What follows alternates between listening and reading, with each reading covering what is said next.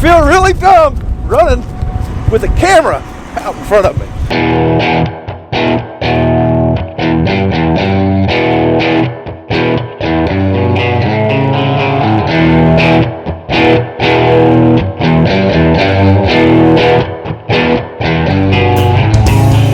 Morning. Not snowing yet. These are basically full on corn. I don't know if we're going to get doing beans today. I'm trying to get this thing in action for a little bit. If I get the chance to do soybeans today, I'm going to drop this like a wet towel, getting some soybeans. But till then, we're going to do some turbo tilling. Do got to grease this thing real quick, check the tires, and then we'll probably just going to do this field right here.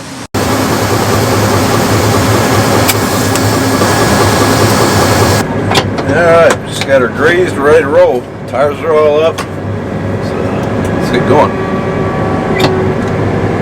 And there's my air pressure gauge. We're gonna get that. That's the only one I got. Got it. Now we don't usually do fall tillage with the vertical till. I like to wait till spring just because I feel like the stalks have got a little bit more brittle. It seems like they work up a little bit better. It means that we're just doing it for residue management. That's when I like to do it. But we have a chance to get some of it done, I'd like to do it. Plus we get to try out this tractor. Now one thing I do like about doing it in the winter or in the fall, so if you have any volunteer corn, head shatter, down corn, combine not set right, whatever, if you turbo till it now, that stuff will generally sprout up and then die, and you won't have it in your fields. That's one of the main downfalls about turbo tilling right before you plant. You're basically planting any leftover crop from the year before. Just driving to the end of the field where we're going to start, just realizing something. This thing don't have auto steer. I have to get my brother to relieve me in like an hour. Wore out arm. Well, that's sarcasm. But most of the older style AGCO tractors did not come with auto steer. Now we need to deepen this thing. We got it set pretty shallow. Not doing a whole lot. Last time we used this, we were using it to till in some radishes.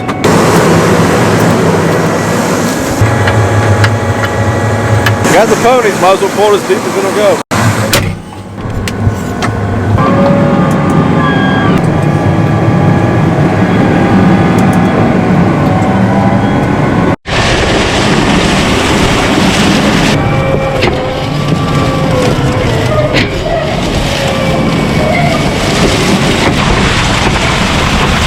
Alright, we've been running this thing for 45 minutes or so now. I like it for a tillage tractor. Now, I'm not comparing the power. I mean, if we were buying an 800 series track Challenger, I would imagine we would get a smaller size, just same frame size, I believe. I think they're just smaller horsepower. We don't really have anything that we would need 600 horsepower for. I'm basically just basing it off of the controls, how it rides through the field, and like that kind of stuff. I mean, the tractor has plenty of power. I'm pulling this implement. This is a 30-foot Great Plains Turbo Max. I've got the degree set at 2%. I'm pulling this thing at 11.5. Well, right now I'm pulling 12. I'm going a little too fast. Pulling at 11.5 miles an hour and 1,300 RPMs. So it's definitely got the ponies. It rides great through the field. The 1038 is a great ride, but I think the tracks are probably a little bit better in the field for tillage at high speed. You do tear the ground up a little bit when you turn, but I'm turning pretty sharp because I'm going to work this anyways. You can do better if you try it. Just realized we're almost out of government juice. Perfect. Hopefully we have enough to finish this field.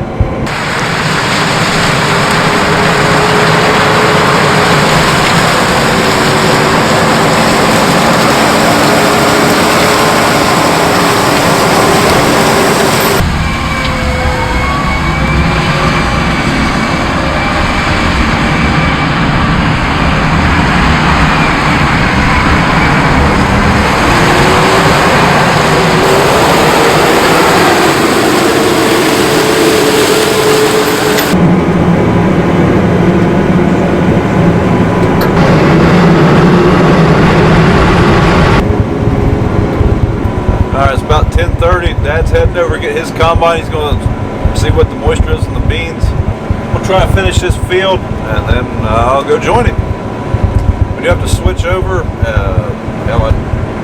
got to fuel up, so Hopefully we'll get something done. Chance of rain keeps getting pushed back, so originally it was supposed to rain this morning.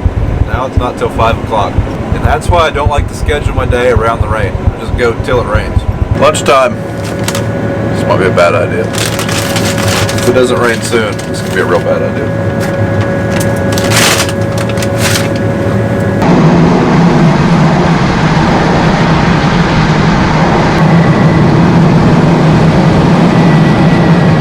So the weatherman was wrong, and it has not started raining. It doesn't look like it's going to rain till late this evening. So I think we're going to run some double crop beans today.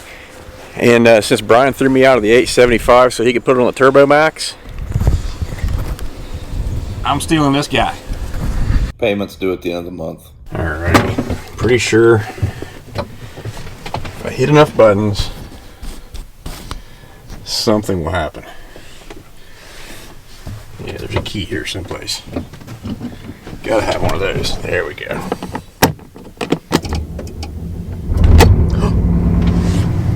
Hot diggity. Seriously, I'm gonna put the camera down so I don't run into anything. Alright, let's go find the combine.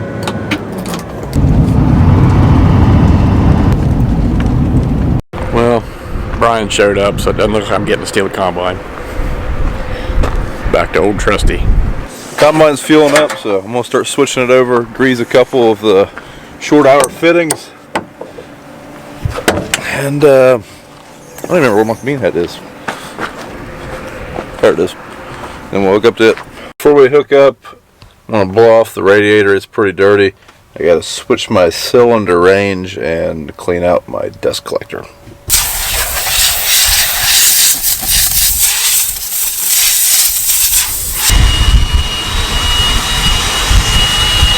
Dusty. I'm gonna spin this combine around, try to stay out of it. My problem is Dad is cutting beans upwind, so getting somebody's dust on me. Alright, I think we're ready to hook up to the head. Got bean dust up so far up my nostrils. Stuff's rough.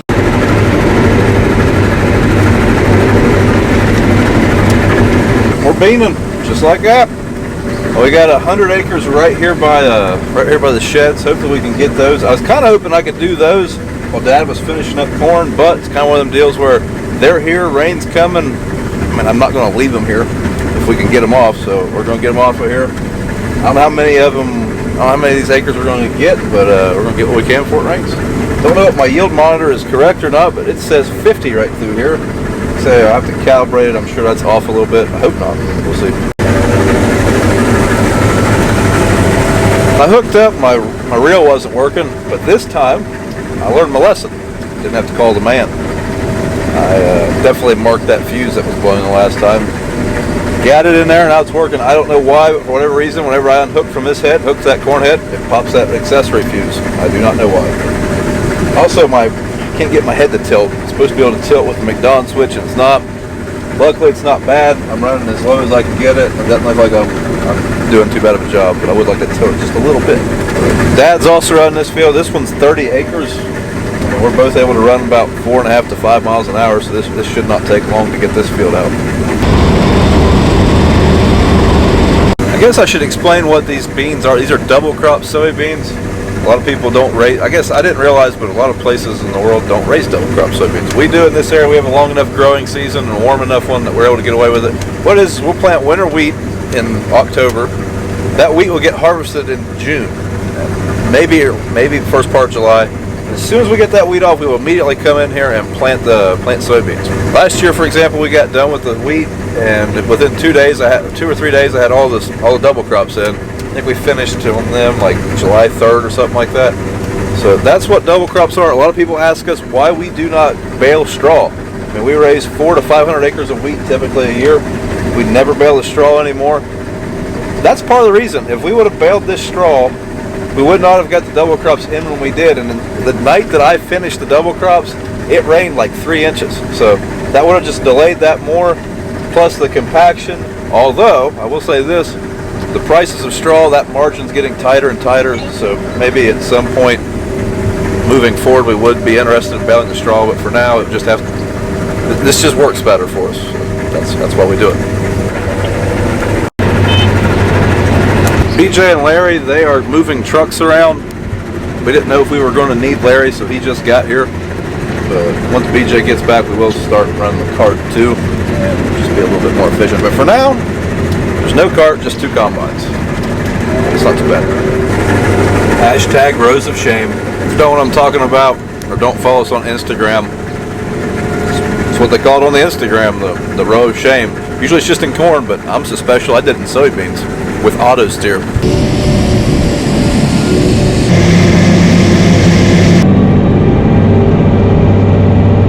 The 32 acre field's done. Did 2 patches, 7 and a 10 acre field.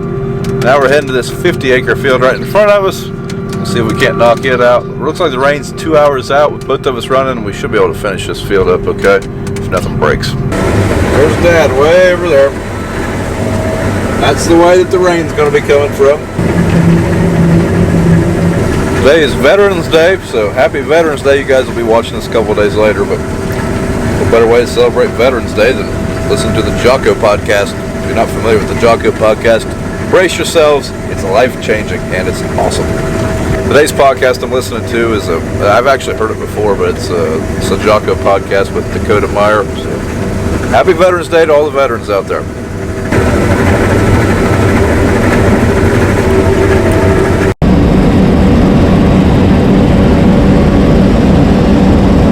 So we were taking off 80 feet of soybeans at 5 to 5.5 miles an hour, but I don't think we're going to be quick enough. Looks like it's trying to rain now. Need it to not rain for about another 30 minutes when we're done with this field. I don't think we're going to get it. We've got, I'd say we probably got about 40 acres of it done, 52 total.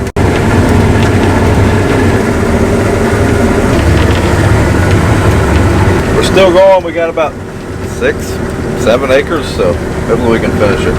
I'm going to stay out here until I got to leave the wiper on. BJ just went to dump the cart. I'm getting a little bit nervous. He's not back yet. My bin extensions will not go down at this point, so if it starts downpouring, it's not good. Like when it's like this, I want to keep my bin fairly empty. That way, if it starts raining hard, I can just put my extensions down and haul the mail back to the barn. All right, this is all that's left. I think we're gonna make it, but we're gonna be cutting it close because it's still putting a pretty decent drizzle down. Nothing terrible yet, but I can see where the weather's coming from, and it's raining pretty good about a mile that way, so we don't have a lot of time to spare. This might be a bad idea. Yep, bad idea. Mason, do you know what happens when Uncle Brian goes too fast in wet double crop beans trying to beat the rain? Yeah, that happens. Yeah, let's zoom in there so everybody can see. Yeah. Whoopsie daisies. Those buckheads. Field's done.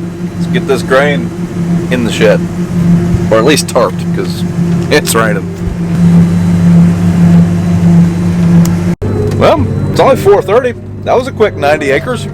Yeah, double crops go a lot quicker because, I mean, like I said, we were running 5.5 mile an hour. So that, they don't yield near as well, so you're rarely waiting on trucks or the cart. We got just enough rain so far that I'm definitely going to have to clean my windows. Just hoping I can get by till we wash the equipment up, but I can't see anything out of that one. Can't see much out of that one. And really smeared this one. Well, the temperature has dropped about 15 degrees and the wind's blowing.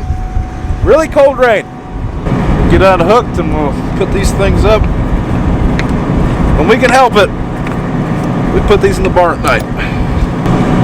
Only thing that worries me about doing that is if one of them would burn at night.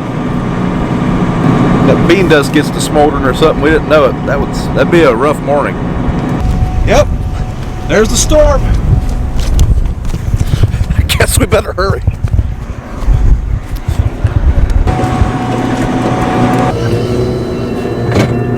Maybe if I can't take Dad's combine, I'll just take his corn head.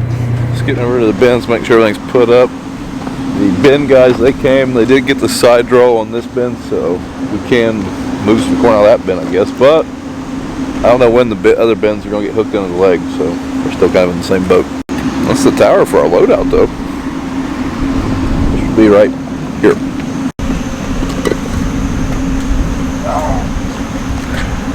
It's not raining yet. It's sprinkled. Now it's not doing anything. It's just really cold and really windy. But we are done for the night. I mean, it's just a matter of time before it gets here. So, thanks for watching. If you like what you've seen, follow us on Instagram and Twitter at Brian's Farm Views, Facebook at Brown Farms. If you haven't subscribed to the channel, please go ahead and do so if you like the content. And also, give the video a thumbs up. We'll see you in the next video. I'm hoping we're going to be transferring grain if we can't harvest. Because right now, that is the main holdup. We have got to get dry corn into that big bin. Unfortunately, we're probably going to have to do it with augers and trucks instead of the grain leg. But hey, we're going to get it done.